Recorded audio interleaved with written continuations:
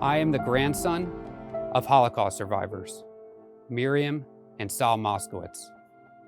It is part of our DNA at Accenture to never forget.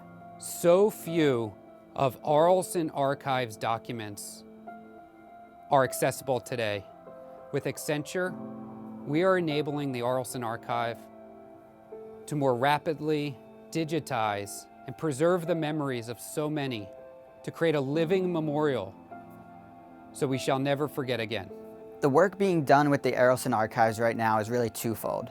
One is in relation to our volunteer engagement, where we have communities of hundreds of people across dozens of cities that are volunteering their time to index and extract information that are related to the stories and the names that are nestled within the archives.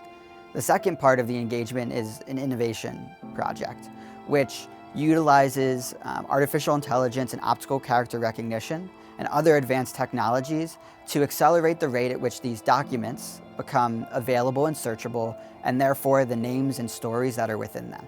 The Arolsen Archives are the world's largest archive on the victims of Nazi persecution.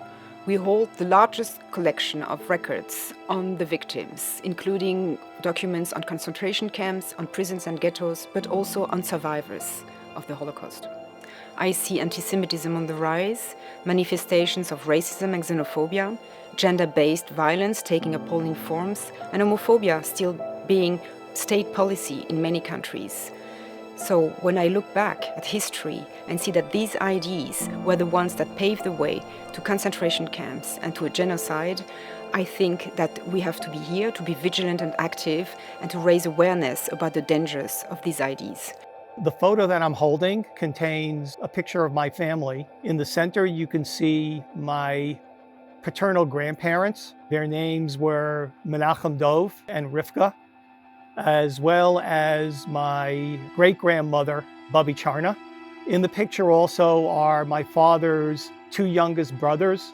Their names were Betzalel and Yisrael Yassel, as well as my father's only sister, my Aunt Malka.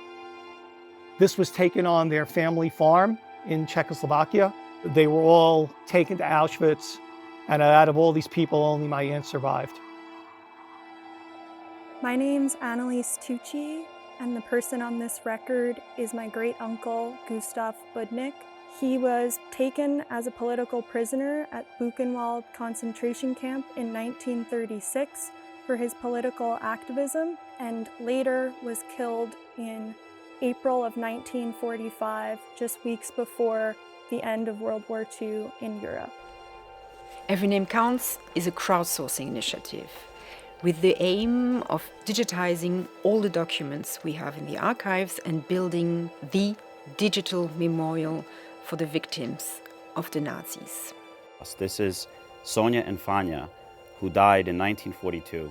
These two girls, they were 12 years old. They had names, they had lives, they had things they loved, they had things they cared about, they had people that loved them. And to remember their name, to memorialize them and their story is really important. And I think Arolsen can help do that by providing access to these archives. The beauty of Every Name Counts is that everyone can participate with little time, with a lot of time, from their home, alone, in family or with colleagues, and can participate in indexing the information that is on the documents that we have uploaded online.